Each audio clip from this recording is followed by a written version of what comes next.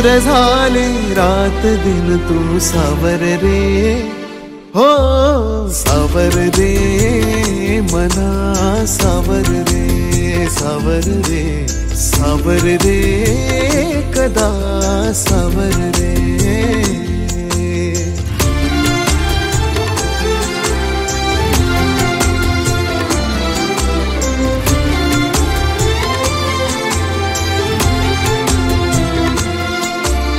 मखमली हे प्रश्न थोडे रेशमाची उत्तरे, पायऱ्या थोड्या सुखाच्या अन अबोली अंतरे.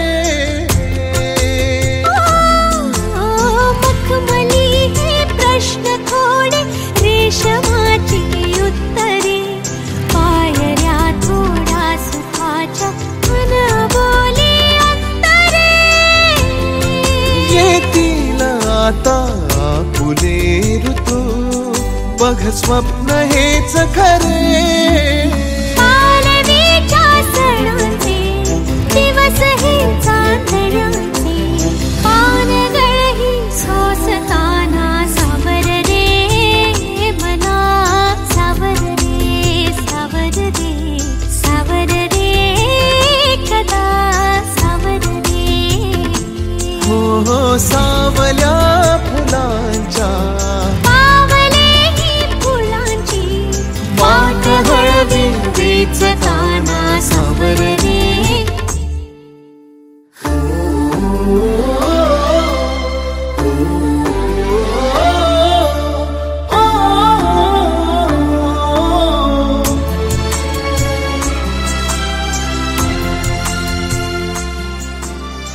माझे नाव सौ अनुराधा सुजय लवटे.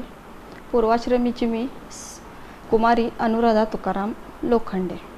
माझं शालेय शिक्षण मंगळवेढा येथेच झालेलं आहे. माहेर सासर एकच असल्यामुळं बराच काळ मी इथंच वास्तव्याला आहे. माझं कॉलेज शिक्षण इंग्लिश स्कूल मंगळवेढा येथे झालेलं आहे. महाविद्यालयीन शिक्षण झाल्यानंतर मी लग्न झाल्यानंतर जवळजवळ 11 ते 12 वर्षांनी परत मी YCMनी राहिलेले शिक्षण आणि BEd ही पदवी घेतली. त्याच्यानंतर इंग्लिश स्कूलमध्ये थोडे दिवस मी सर्व्हिसही केली. तर सुमने मंच मंगळवेढा या संस्थेमध्ये मी कार्यकारिणी सदस्य आहे. त्याच्या अंतर्गत जितके काही कार्यक्रम होतील त्यामध्ये मी सहभागी असते आणि आयोजक संयोजक म्हणूनही काम बघते. त्यानंतर नागरिक संघाची मी संचालिका आहे. त्याच्यानंतर संत कानोपात्रा महिला पतसंस्थेची व्हाईस चेअरमन हे पद मी सध्या भूषवत आहे. माझे वडील श्री तुकाराम लोखंडे आणि आई सौ छाया हिच्या नेहमीच चांगल्या संस्कारांनी आणि चांगल्या माझ्या जडणघडणीमुळं मला योग्य संस्कार भेटले, त्याबरोबर उच्च शिक्षणही भेटले आणि त्यांची नेहमीच मला चांगल्या कार्यासाठी आणि चांगल्या वागणुकीसाठी कर्तबगारीसाठी नेहमीच मला ते प्रेरणास्त्रोत आहेत माझे.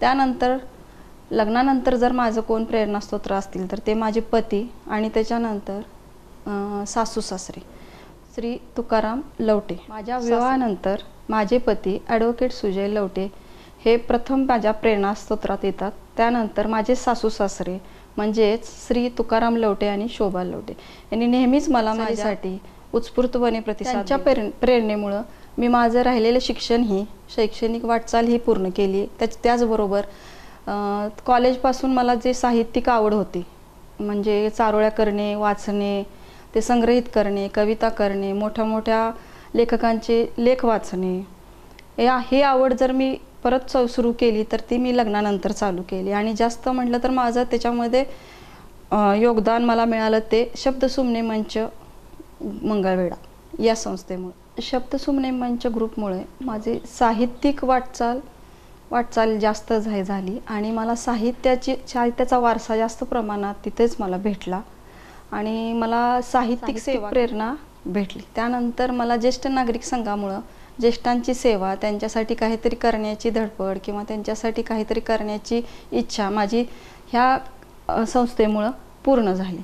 त्यानंतर सहकार क्षेत्रात मी पाऊल ठेवलं ते संत कानोपात्रा पतसंस्थेच्या व्हाईस चेअरमन पदामुळे आणि त्यामुळे मला आर्थिक जडणघडण किंवा आर्थिक व्यवहार काय असतात, कसे असतात, बँकिंग क्षेत्र काय असतं याची पण चांगलीच माहिती भेटली. या सर्व क्षेत्रातल्या पदार्पणामुळे मी कौटुंबिक आर्थिक, साहित्यिक आणि सामाजिक या चारही क्षेत्रामध्ये काम करून समाधानी आहे आणि मला एक नवीन ऊर्जा आणि एक नवीन चेतना या चारही कार्यक्रमामुळे भेटते. माझे पती श्री ॲडव्होकेट सुजय लवटे हे एक नामवंत आणि प्रसिद्ध तालुक्यातले वकील आहेत. विधिज्ञ सेवेमध्ये त्यांनी गेली 25 वर्ष झालं मंगळवेढा तालुका आणि पंढरपूर तालुक्यात सेवा देत आहेत आणि एक उत्तम पती लाभल्यामुळं मी त्यांच्या बाबतीत खूप समाधानी आहे. माझा मोठा मुलगा आशुतोष सुजय लवटे सध्या नुकताच LLB पास होऊन पुढच्या शिक्षणासाठी आणि पुढच्या वाटचालीसाठी तयार आहे. नंतर माझी छोटी मुलगी प्रांजल सुजय लवटे ती सध्या CAचा अभ्यास करत आहे आणि त्यांनीही चांगले यश मिळवून माझं नाव लौकिक करावं हीच माझी इच्छा आहे. आणि कौटुंबिक सामाजिक ह्या सगळ्याच बाजू माझ्या भक्कम आहेत, त्याच्यामुळं मी खूप समाधानी आहे.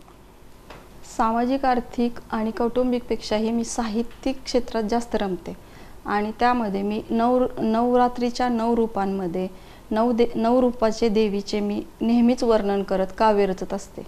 आणि आज पहिला दिवस आहे नवरात्रीचा आणि त्यातलं देवीचं रूप आहे शैलपुत्री आणि आजचा रंग आहे तिचा पिवळा. तर त्याच्यावर एक मी स्वरचित कविता केलेली आहे.